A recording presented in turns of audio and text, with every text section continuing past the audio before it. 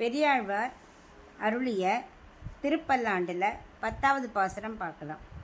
எந்நாள் எம்பெருமான் உந்தனுக்கு அடியோம் என்று எழுத்துப்பட்ட அந்நாளே அடியோங்கள் அடிக்குடில் வீடு பெற்றுய்ந்தது கான் செந்நாள் தோற்றி திருமதுரையில் சிலை குனித்தே ஐந்தலைய பைனாக தலை பாய்ந்தவனே உன்னை பல்லாண்டு கூறுதுமே.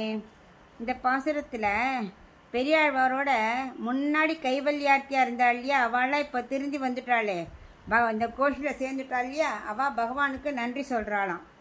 அவள் என்ன சொல்கிறான்னா, என் நாள், அதாவது என்னைக்கு நாங்கள் பகவானுக்கு தான் நாங்கள் தொண்டங்கிறத புரிஞ்சுண்டு ஆச்சாரியார்கிட்ட பஞ்சசம்ஸ்காரம் பண்ணிட்டோமோ அன்றைக்கே அடிமை சீட்டு எழுதி கொடுத்துட்டோம்.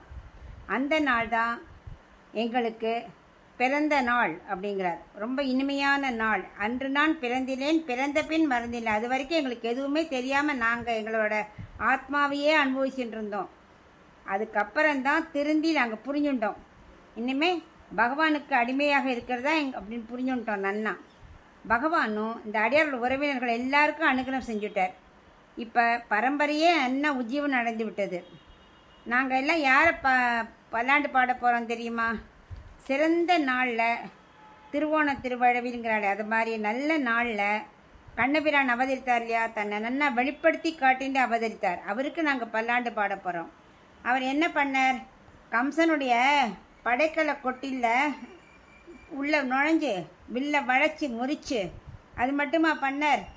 5 தலை நாகம் இருக்கே காளியன், அவனோட தலைமையில குதிச்சு நடனமாடி அப்படிப்பட்ட நிறைய லீலைகள்லாம் புரிந்தார் இல்லையா, அவருக்கு நாங்கள் பல்லாண்டு பாட போகிறோம் அப்படிங்கிற